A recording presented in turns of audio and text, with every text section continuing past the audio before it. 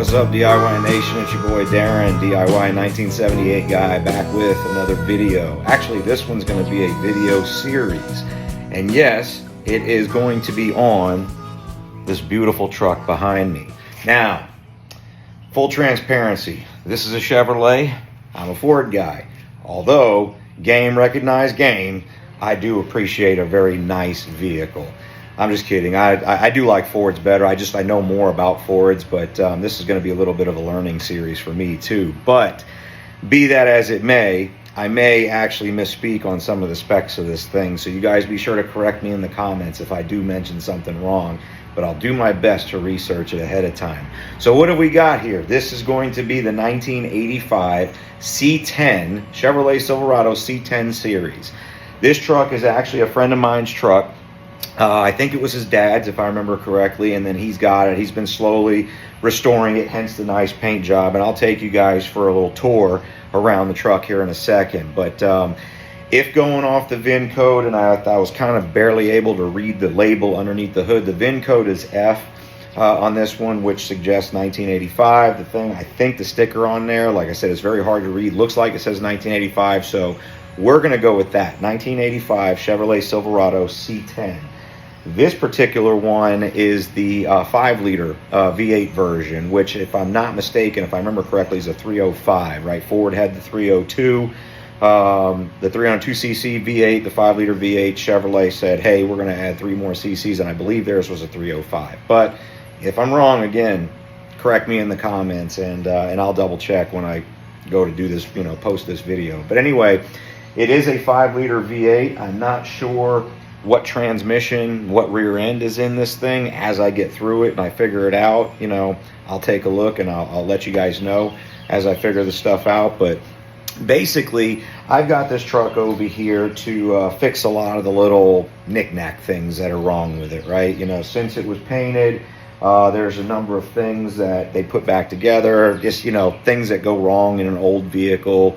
Dashboard lights not lighting up properly, power windows don't go up and down properly, door locks, things like that. And I'll show you more of that as we walk around the vehicle, though. I don't know if I'll get a video on every single thing that we fix, but I'll try to get pictures and I'll post those to my Facebook page. If you haven't been there, it's at DIY 1978 guy on Facebook.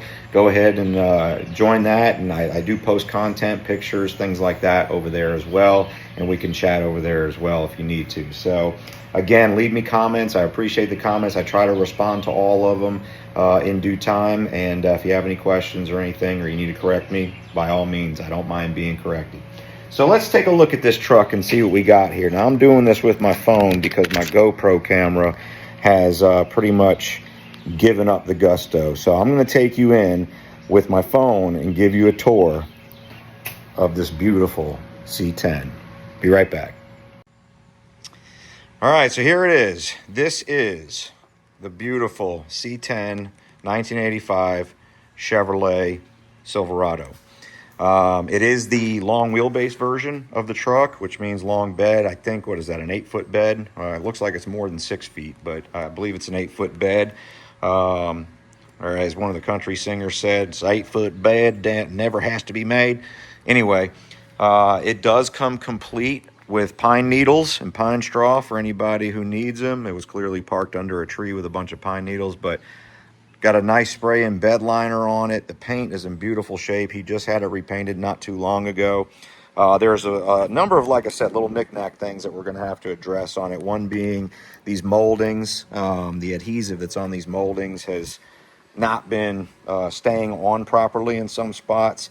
The bumper, I don't know if I'm going to address this or not. This bumper was replaced, but it is starting to rust a little bit. I'll look in to see if I can clean that up, maybe some steel wool or something. But one thing I do want to address is that when you lower the tailgate, it does hit the bumper, so I have to look and see about adjusting that. But it looks like it's got the original taillight lenses, maybe some new frames, or maybe these frames are just polished up. Beautiful 22-inch US mag wheels. I really like the way these things look on here. It's a dual tank truck, so there's 2 fuel tanks on it. I don't know the size of the fuel tanks, but you can see it's got a nice gloss finish on it and everything like that. Beautiful doors, windows, got VINs etched in the windows, new mirrors. I believe these door handles are the same. They've just been cleaned up. Another knick-knack thing to fix. These door tumblers weren't reinstalled properly, so the door locks don't work properly. I know on the other side, this quarter window, the little hinge at the bottom is messed up. I haven't opened this one yet, but we'll take a look at it and see. Of course, mirror shine. How y'all doing? I think this is a new window molding, but I think it's the original windshield. But again, I'm not sure. I'm speculating here on all of this. It's got the little pinstripe stickers that they put down. Apparently, I got some squirrels chasing each other around out there. I don't know what the heck they're doing, but they are not happy with each other. It is growing some excessive cowl nose hairs out of it, so we're going to have to trim those. Just kidding. It's more pine straw. Let's see. Let's come around here. And then, of course, in the front, nice new chrome bumper with the lower valence on it. New headlights in there. I believe the grill's been replaced. Either that or it's been cleaned up really, really well. Man, them squirrels are going nuts. It's always something around here. Y'all notice that every time I video something, there's always something going on. Of course, we got the annoying pole in the way. I'll take you under the engine barn here in a minute to show you what's going on under there. But again, all in all, a beautiful, beautiful truck. One of the other things that we do have to address is this door doesn't shut properly, right? You know, when you close it, you really have to slam it to get it to shut. So we're going to readjust that. The window in here and everything. Let's see. That's the one I told you about that has the missing hinge. And then again, nice, beautiful side over here with the other gas tank door. And then again, some of these moldings that need to be. So let's take a look under the hood and see what we've got under here. Back to the days when there is space forever under the hood of these things. So as I was saying, we'll start here. This is, if I can read this properly, it looks like it says 1985 model. So I believe that's what that says. And of course, you can kind of barely read it right there, but it does say 5.0 liter. Again, I'll check the sizing. I believe it's a 305. But this is something I found interesting. Something you don't see in, you know, modern cars today. These whole vacuum diagrams on how everything is vacuumed up and connected and everything, right? Because in the 80s and early 90s, that was a huge transition years. They transitioned from, you know, carbureted engines to fuel injection with all the smog restrictions, EPA restrictions, everything like this. They had tons and tons of vacuum operated components under here. So they had these diagrams under here to help you figure out where all this stuff is. And this is actually going to come in handy because there's some number of vacuum lines that got to be fixed. I found this interesting as well. You don't see this anymore, right? You have your different specs, timing specs, automatic transmission, spark plug gap, things like that. Cold idle speed, fast idle speed, right? It's nostalgic seeing that. It's been so many years since I've seen that kind of stuff. Of course, we had to put a new battery in it. The other one was toast. This is an AC truck, which means it has AC compressor on it. That is one of the things that we'll have to address. It currently does not work.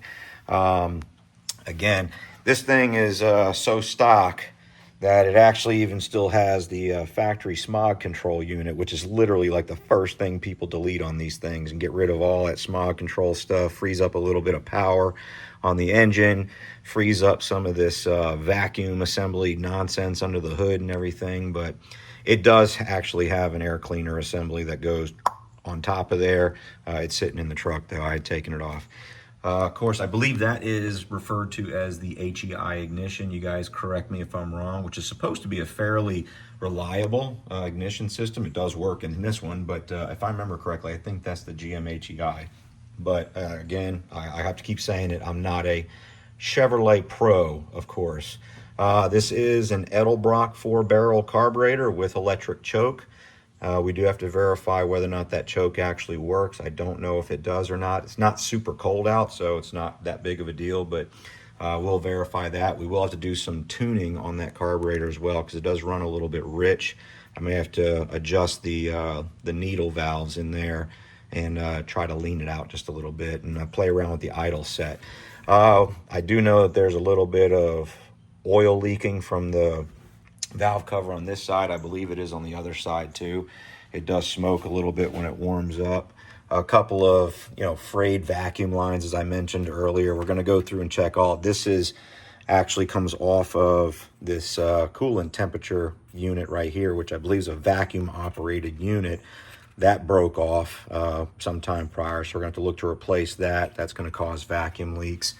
That could be the reason why we're having some issues as well. So, and then, like I said, a number of these things just kind of hanging around, capped off, broken. I got to figure out where all that stuff goes. Brake booster. So it is a power brake truck, which is good. Hydraulic brakes. I believe it's disc in the front and drum in the rear, but I haven't verified that. Let's see. Like I said, AC truck. Let me come around the other side of this annoying pole here. And got a good, mechanical fan clutch in it.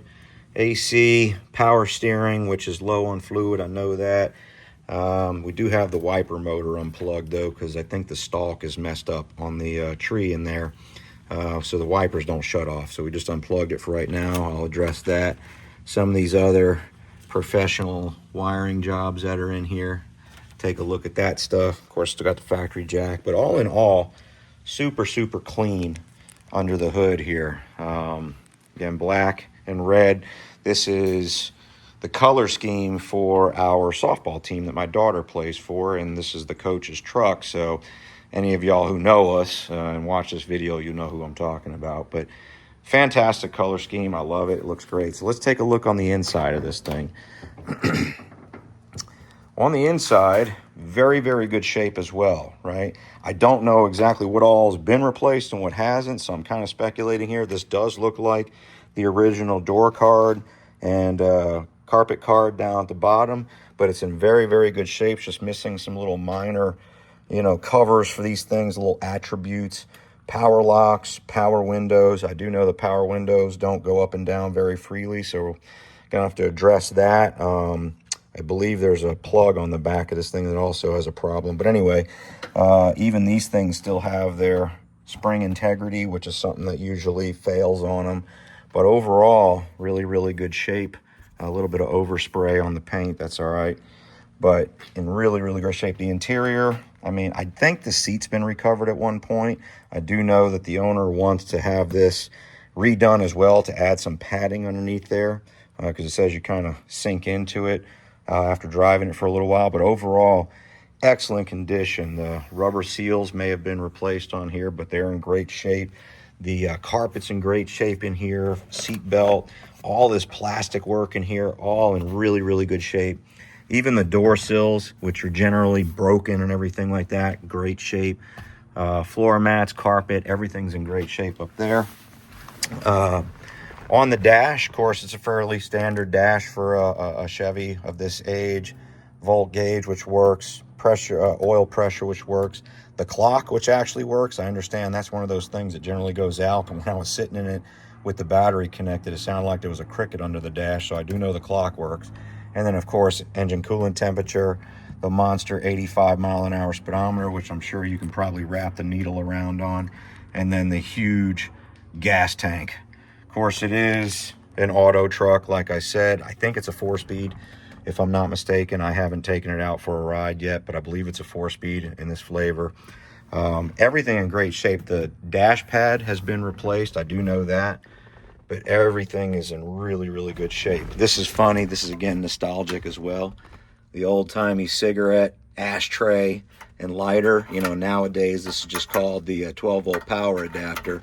But in the old days, you could burn you a stove in the truck and put it out in there, and that was a good way to find out if it was a smoker's truck or not, is what the ashtray looked like. Fuel tank switch, don't know if it works. Of course, they got this Pioneer aftermarket radio, which we're going to have to reset in the dash there. I think actually he wants to swap that out and put a more time-appropriate style radio, 2-knob with digital capability, just to give it a more authentic look.